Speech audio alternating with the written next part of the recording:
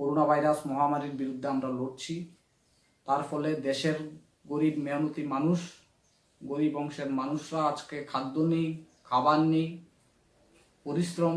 পরিশ্রম যারা করছে তাদের এই সরকার কোনো ভূমিকা নেই, কেন্দ্রীয় সরকার এবং রাজ্য সরকার কোনো ভূমিকা নিচ্ছে না।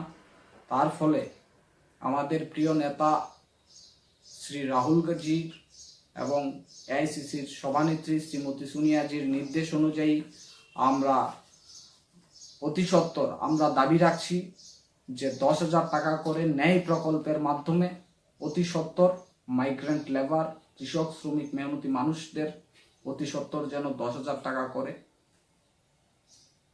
তাদের অ্যাকাউন্টে দেওয়া হয়। আমাদের দ্বিতীয় দাবি 7,500 টাকা করে প্রতি মাসে 6 মাস ওদেরকে যেন গরিব মেহনতি মানুষদের অতি সত্বর যেন ব্যাংক অ্যাকাউন্টের মাধ্যমে তাদেরকে দেওয়া হয় এবং ছোট বড় মিডিয়াম যারা ব্যবসায়ী তাদেরকে এককালীন অর্থ যেন অতি সত্বর তাদেরকে দেওয়া হয়। আমরা এইগুলি আমাদের ম্যাডাম সোনিয়াজির দাবি। আমরা ত্রিপুরা প্রদেশ এনএসও এর পক্ষ থেকে আমরা তার দাবি রাখছি। বিভিন্ন কলেজ, বিশ্ববিদ্যালয়, স্কুলে ফার্স্ট সেমিস্টার এবং সেকেন্ড সেমিস্টারের যারা ছাত্ররা পড়াশোনা করছেন এবং যারা এক্সাম দিচ্ছেন তাদেরকে যেন অতি সত্বর পাস করিয়ে দেওয়া হয় এবং 10% মার্কস এক্সট্রা অতি সত্বর যেন দেওয়া হয়। আমরা এবং আরেকটা বিষয় যেটা গভর্নমেন্ট স্কুল এবং ইউনিভার্সিটি কলেজে, বিভিন্ন স্কুল কলেজে আমরা শুনছি যে ফিস নিচ্ছে অনলাইন, এইগুলি যেন অতি সত্বর সরকার তার দৃষ্টি আকর্ষণ করে।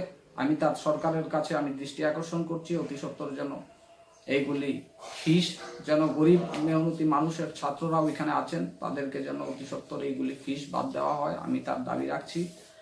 এবং আরেকটা বিষয় এমজিএম রেগা 100 দিনের কাজ যেন 200 দিন করা হয়, আমি সেইগুলির দাবি রাখছি। আজকে এই লকডাউনের ফলে বহুত গরিব শ্রেণীর মানুষরা আছেন আজকে বিপন্ন হয়ে আছেন, আজকে খাদ্য নেই, খেতে পারছেন না। বিভিন্ন এডিসি এরিয়ায় গিয়ে দেখুন আজকে মানুষ না খেয়ে অনাহারে মৃত্যুবরণ করছে সারা দেশে। তাই আমরা আজকে বলবো যে এই সরকারের কোনো ভূমিকা নেই, সরকার কোনো হেলদোল নেই এই সরকারের কাছে আমরা দাবি রাখছি, আমাদের ম্যাডামের দাবি। আমরা আশা করব যেন অতি সত্বর এইগুলির ব্যবস্থা আজকে আমরা এই ডিমান্ড নিয়ে সারা ভারতবর্ষের ন্যায়ও আমরা ত্রিপুরা প্রদেশ এনএসও এর পক্ষ থেকে আমরা তার দাবি রাখছি।